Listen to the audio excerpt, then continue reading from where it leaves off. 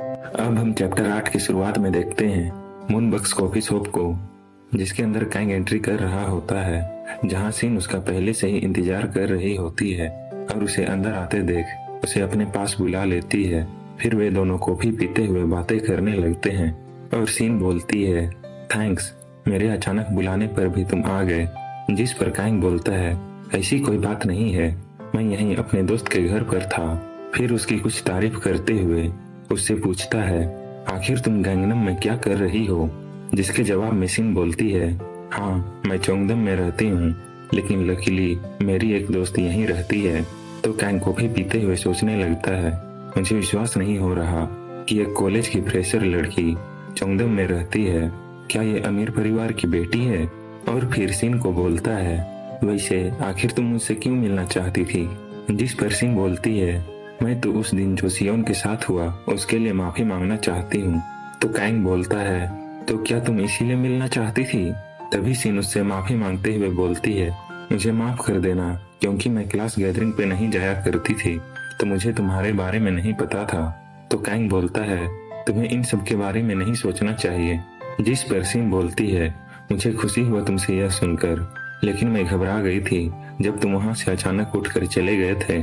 और क्या तुम अगले सेमेस्टर के लिए कॉलेज ज्वाइन करने वाले हो? जिस पर कांग बोलता है, अगर कुछ बुरा नहीं हुआ तो सीन बोलती है, तब तो फिर हम सेकेंड ईयर के सेम क्लास में होंगे। फिर हेजिटेट करते हुए बोलती है, यह बहुत जल्दी है, लेकिन क्या तुम मुझे एक फेवर कर सकते हो? जिस पर कांग बोलता है, किस तरह का फेवर? तो सीन ब्लश करने लगती है, जिसे देख कांग सोचने लगता है, क्या माफी मांगना कोई बहाना था? क्या ये अब मुझे कन्फेस करने वाली है? आखिर मैं इससे क्या कहूँगा? क्या मुझे इसे रिजेक्ट कर देना चाहिए? लेकिन ये दिखने में बहुत सुंदर भी है, पर मैं इसके लिए अभी तैयार नहीं हूँ। और कांग यही सब सोच रहा होता है, तभी सिन उसकी उम्मीदों को तोड़ते हुए बोलती है, क्या तुम मेरे साथ फोन खरीदने के लिए चल सकते हो? क्योंकि मुझे स्कैम होने का डर लगा रहता है। तो कांग खुद से बोलता है, मैं बेकार में ही ज्यादा सोच रहा था। फिर सिन को बोलता है, मैं वैसे इलेक्ट्रॉनिक्स के मामले में उतना अच्छा नहीं हूँ। तो सिन बोलती है, तुम्हें इन सब के बारे में नहीं सोचना है, तुम्हें बस मुझे कंपनी देने के लिए मेरे साथ चलना है। जिस पर कांग सोचने लगता है कि टेक इलेक्ट्रॉनिक्स के मामले में बहुत अच्छा है, क्योंकि उसे इलेक्ट्रॉनिक्स चीजों को खरीदने में मजा आता है, इसलिए उसे ही लेटेस्ट फोन मॉडल, स्पेसिफिकेशन और उसके प्राइस के बारे में पता होगा। अब हम मोबाइल शॉप पर देखते हैं, जिसके अंदर कांग और सिन एंट्री कर रहे होते हैं और सिन वहां के स्टाफ को बोलती है, मुझे सैमसंग इलेक्ट्रॉनिक्स L6 फोन चाहिए। जिस पर वह स्टाफ उसे एक जगह बैठाकर उसकी सारी डिटेल्स बताने लगता है और कांग सोचता है, आजकल के जमाने में मोबाइल फोन खरीदना भी काफी कॉम्प्लिकेटेड है, क्योंकि अगर किसी को इसके बारे में नहीं पता होगा तो उसके साथ स्कैम भी हो सकता है। फिर वो अपने पीछे पड़े मोबाइलों को देखने लगता है और उनमें से एक फोन को उठाकर देखते हुए बोलता है, क्या यही है वह फोन L6? और तभी हम कांग की आंखों को देखते हैं जो ग्लो कर रहा होता है और हम देखते हैं उस शॉप के अंदर वही बाज आ जाता है जो हवा में लिख कर बताता है कि L6 फोन डिसकंटिन्यू होने वाला है। जिसे कांग देख ही रहा होता है कि सिन उसके बगल में आ जाती है और उसे पूछती है, आखिर तुम वहाँ क्या देख रहे हो? जिसकी आवाज सुन कांग अचानक से डर जाता है और उसे उस चीज को इग्नोर करने को कहता है।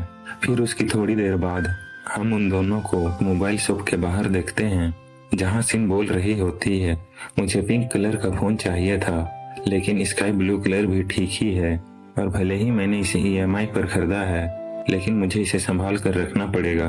तो कांग बड़बड़ाने लगता है, वैसे भी यह फोन जल्द ही डिसकंटिन्यू होने वाला है। जिसे सिन सुन लेती है और बोलती है, क्या? पर क्यों? जिसे कांग हंसते हुए बोलता है, मैं तो बस मजाक कर रहा था। और फिर बोलता है, ठीक है, फिर मैं चलता हूँ। फिर वहां से जाने लगता है और सिन ठीक से बोल भी नहीं पाती है कि वह थैंक्स के तौर पर उसे ट्रीट देना चाह रही थी। और अब हम टेक के घर को देखते हैं, जहाँ कांग उसे खोज रहा होता है और उसे बताने लगता है कि इस बार सैमसंग इलेक्ट्रॉनिक्स L6 डिसकंटिन्यू होने वाला है। जिस पर टेक उसे फोन दिखाते हुए बोलता है, क्या यही फोन है ना? तो कांग बोलता है, हाँ। फिर उसकी थोड़ी देर बाद देखते हैं, जहाँ कांग उसे अच्छे से बता रहा होता है कि जब वह सिन के साथ फोन खरीदने के लिए गया था और जब वह सैमसंग इलेक्ट्रॉनिक्स L6 फोन को पकड़ा तभी वह बाज वहां आ गया और उसे इस बारे में बताया कि यह फोन डिसकंटिन्यू होने वाला है, जिस पर टेक काइंग को समझाने लगता है। सैमसंग इलेक्ट्रॉनिक्स फोन तो बजट से लेकर प्रीमियम तक के सभी स्मार्टफोन को रिलीज करता है और L6 तो इनका फ्लैगशिप स्मार्टफोन है। और इस दुनिया में स्मार्टफोन के बहुत सारे मैन्युफैक्चरर हैं, लेकिन इसमें से high and smartphone market NPL एनफोन का है। इसमें कोई दोहराई नहीं है कि सैमसंग इलेक्ट्रॉनिक्स भी इनमें आगे है। और अगर हम इनके सेल्स वॉल्यूम और ऑपरेटिंग प्रॉफिट को भी देखते हैं तो इसमें NPL ही जीतते हुए दिखाई देता है। पर सभी लोग कहते हैं कि L6 फोन एनफोन को कम्पीट करने के लिए लाया गया है। और यह भी अफवाह है कि L6 फोन डिजाइन और परफॉर्मेंस के मामले में एनफोन 6 से अच्छा है। और अगर हम ग्लोबल सेल्स के फिगर को देखते हैं तो इनका पिछला generation L5 series 50 million unit बेचा था और ये एस्टिमेट है कि L6 फोन 70 मिलियन यूनिट बेचेगा। और ये तो अभी भी वर्ल्ड वाइड अच्छे से सेल्स कर रहा है। तो काइंग बोलता है तो फिर इसके डिसकंटिन्यू होने का क्या कारण हो सकता है? तो टेक बोलता है शायद इसका कोई पेटेंट डिस्प्यूट होगा। और वैसे भी मैंने सुना है कि एक सिंगल फोन के अंदर 2 लाख के करीब पेटेंट इन्वॉल्व होता है।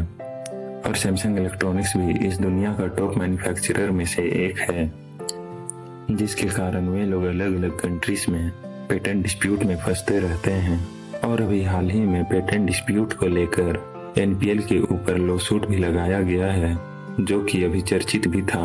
तो काइंग बोलता है हाँ, लेकिन अगर वे किसी पेटेंट डिस्प्यूट में फंसते हैं तो वो लोग तो उसे पैसों से सॉल्व कर सकते हैं या फिर उसके लाइसेंस को खरीद कर, और इसका होने का आसार भी बहुत कम होता है। जिसके जवाब में टेक बोलता है हाँ, यह भी है। और पेटेंट के मामले में तो सैमसंग अकेला डिसएडवांटेज में नहीं है, और खास करके पोजीशन और स्ट्रेंथ के मामले में। और NPL तो स्मार्टफोन के जमाने से आया है, पर सैमसंग इलेक्ट्रॉनिक्स वो तो 2G के जमाने से ही है, और जिसके पास कम्युनिकेशन और टेक्नोलॉजी का पेटेंट भी है। और अगर वह गलती से NPL के पेटेंट के डिस्प्यूट में फंस भी जाता है तो वो काउंटर बैक करने के लिए अपना कम्युनिकेशन और टेक्नोलॉजी पेटेंट इशू को अप्लाई कर देगा। फिर टेक बोलता है आखिर क्या हो सकता है? तो काइंग बोलता है मेन पॉइंट ये है कि हमें सबसे पहले इसके डिसकंटिन्यू होने का कारण और उसका डेट जानना है। फिर टेक को बोलता है क्या सैमसंग प्रोडक्ट के अंदर कुछ खराबी है जिसकी वजह से यह डिसकंटिन्यू होने वाला है? जिस पर टेक बोलता है जहां तक मैं जानता हूं मुझे ऐसा नहीं लगता, क्योंकि अगर ऐसा होता तो कंपनी उसे रिपेयर करा देती या फिर उसके लिए कंपनसेट कर देती, और इस बात का कोई सेंस नहीं है कि उसके वजह से उसे पूरा डिसकंटिन्यू ही कर दे। तो काइंग बोलता है वैसे तो सिंगल स्मार्टफोन के अंदर ढेरों सारे फंक्शन पैक्ड होते हैं ना, क्या ऐसा नहीं हो सकता कि उसके सॉफ्टवेयर या हार्डवेयर इशू के कारण उसमें कोई प्रॉब्लम आ जाए? तो टेक बोलता है अगर वे लोग हर बार प्रॉब्लम आने पर डिसकंटिन्यू करते रहेंगे तब तो सभी मैन्युफैक्चरर को अपना काम धंधा बंद करना पड़ जाएगा। और अगर हम मैन्युफैक्चरर के पर्सपेक्टिव की तरफ से देखें तो वे लोग अपना नुकसान तो नहीं कराएंगे ना। तो काइंग बोलता है तो फिर आखिर इसके डिसकंटिन्यू होने का कारण क्या हो सकता है? अगर ये अच्छे से काम कर रहा है, अच्छी स्पेसिफिकेशन दे रहा है, तो ये डिसकंटिन्यू कैसे होगा? और तभी हम टेक को चिल्लाते हुए देखते हैं, जो कि घबराते हुए बोल रहा होता है मुझे नहीं पता, लेकिन यह फोन अचानक से मेरे हाथ में एक्सप्लोड कर गया। तो काइंग बोलता है आखिर इस समय में कैसे एक्सप्लोड हो सकता है? तो टेक बोलता है मैं अभी गेम खेलकर इसे चार्ज पर लगाया था और मेरा फोन और चार्जर दोनों ही जेन्युइन प्रोडक्ट हैं। फिर थोड़ी देर बाद वे दोनों उस फोन के पास बैठ जाते हैं और टेक बोलता है क्या ये किसी तरह का बॉम्ब है? तो काइंग बोलता है अगर मुझे पता होता तो मैं तुम्हें पहले ही बता देता। फिर वे दोनों उस फोन को घूरने लगते हैं और यहीं पर यह चैप्टर खत्म हो जाता है।